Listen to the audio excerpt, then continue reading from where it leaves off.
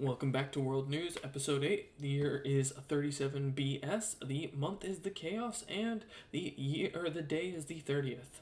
We first start with World News.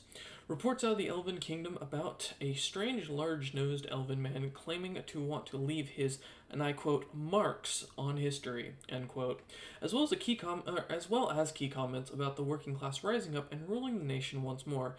No confirmed points of history have the serfs of the High Elven Emporium ever ruled the nation from our sources, though some speculate if this man is from the far past when the Elven nation was still yet a small kingdom and was said to be founded by a group of slaves. In other world news, it has been confirmed that by one of our sources that the Lich King Logolthus may have new competition. It seems in a bit of power from another Lich had requested a group of adventurers known simply as the Band of Bjorn Neko, according to sources out of the Zarius Empire, was sent to slay a king under Logolthus' personal protection. Later on, meteors were said to have rained over the ocean after the king's death. The king's identity has not been confirmed as of yet.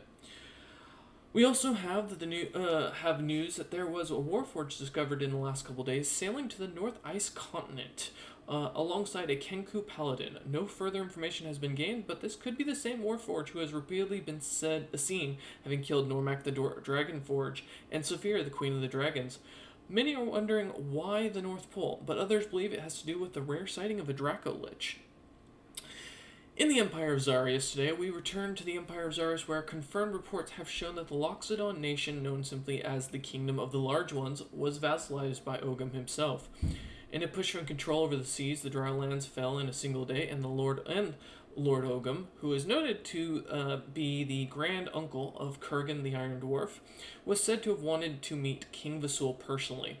Many wonder how this change will shift the powers at hand. In other good news, or bad news depending on your perspective, the city of Ketz has fallen. Reports have it that the royal family were able to escape, but at the cost of Sire Scaladron falling at the hands of Kurgan the Iron Dwarf himself, and his King's Horn Paladins are to thank for the final victory, as it was them who, with a new vigor, charged in a battle like bloodthirsty red orcs and are reported to have slain 50 to 1 on average.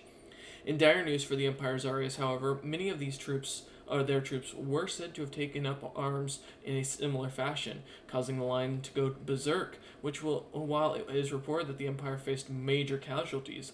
They seem to have managed to trade a 5-to-1 ratio after an inspired speech from their commanders. This seems to have shortly happened after the last World News report.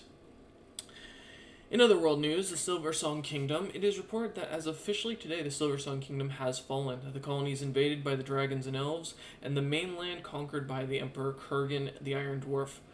Sources have yet to confirm the death of the Silversong family. In other sad news, Cyrus Galadron has been slain. You may remember him as the Grand Wizard who took down the corrupt god Stone himself and took his seat for a short while as the High King.